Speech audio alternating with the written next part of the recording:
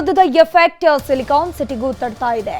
Gas ಅಭಾವದ ಬಳಿಕ ಇದೀಗ petrol diesel ದರವೂ ಏರಿಕೆ ಆಗಿದೆ. ದರ ಏರಿಕೆ ಬಿಸಿ ಸಿಟಿ ಮಂದಿಯನ್ನ ಕಂಗಾಲಾಗಿಸಿದೆ.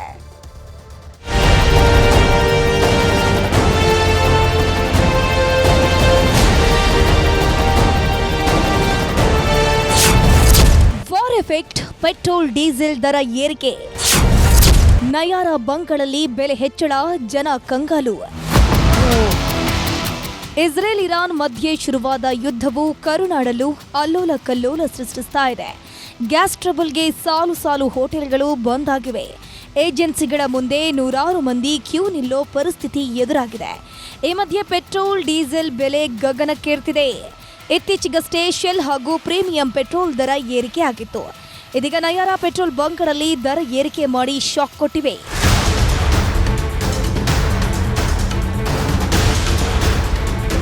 ಬೆಂಗಳೂರಿನಲ್ಲಿ ನಯಾರ ಬಂಕ್ಗಳಲ್ಲಿ ಪೆಟ್ರೋಲ್ ಬೆಲೆ ₹5 ಹಾಗೂ ಡೀಸೆಲ್ ಬೆಲೆ ₹3 ಹೆಚ್ಚಳವಾಗಿದೆ. ಆದರೆ ಈ ಮೊದಲು ₹103 ಇದ್ದಂತಹ ಪೆಟ್ರೋಲ್ ದರ ₹108 ಹಾಗೂ ₹91 ಇದ್ದ ಡೀಸೆಲ್ ದರ ₹94ಗೆ ಏರಿದೆ. ಇದರಿಂದ ಸಿಟಿ ಮಂದಿ ಜೇಬಿಗೆ ಕತ್ತರಿ ಬಿದ್ದಿದ್ದು ಕಂಗಾಲಾಗಿದ್ದಾರೆ. ಸಡನ್ ಆಗಿ ₹5 ಜಾಸ್ತಿ ಮಾಡಿದ್ದಾರೆ. ಬಟ್ ಸಾಮಾನ್ಯ ಜನರಿಗೆ ಎಲ್ಲರಿಗೂ ತೊಂದರೆ ಆಗೇ ಆಗುತ್ತೆ. ಸೊ ಪ್ರತಿಯೊಂದು ಜಾಸ್ತಿ ಆದೇ ಹಂಗೆ ಅಲ್ವಾ ಸರ್.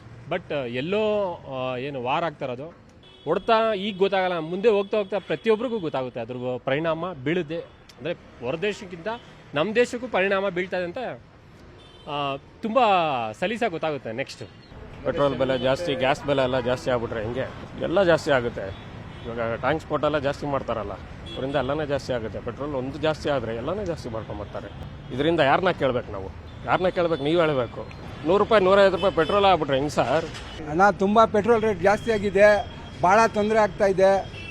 ಕಷ್ಟ ಬಿಟ್ಟು ಕೂಲಿ ಮಾಡಿ ಮಾಡ್ತಾ ಇರೋದು ಪೆಟ್ರೋಲ್ ಹಾಕೋಕ್ಕೆ ಭಾಳ ಕಷ್ಟ ಆಗ್ತಿದೆ. ಸ್ವಲ್ಪ ದೇವರಾಣೆಗೆ ಎಲ್ಲರೂ ಸ್ವಲ್ಪ ಕಮ್ಮಿ ಮಾಡಿ, ಭಾಳ ಒಳ್ಳೇದಾಗ್ತಿದೆ. ಯಾಕಂದರೆ ಭಾಳ ಬಡವ್ರಿಗೆ ಭಾಳ ಕಷ್ಟ ಆಗ್ತಾ ಇದೆ. ಯಾಕಂದರೆ ಕಷ್ಟ ಬಿಟ್ಟರು ಕೂಲಿನೂ ಸರಿಯಾಗಿ ಸಿಗ್ತಾ ಇಲ್ಲ. ಅದಕ್ಕೆ ಕರೆಕ್ಟಾಗಿ ನೀವೇ ನೋಡ್ಕೊಂಡು ಎಲ್ಲ ಮಾಡಿ.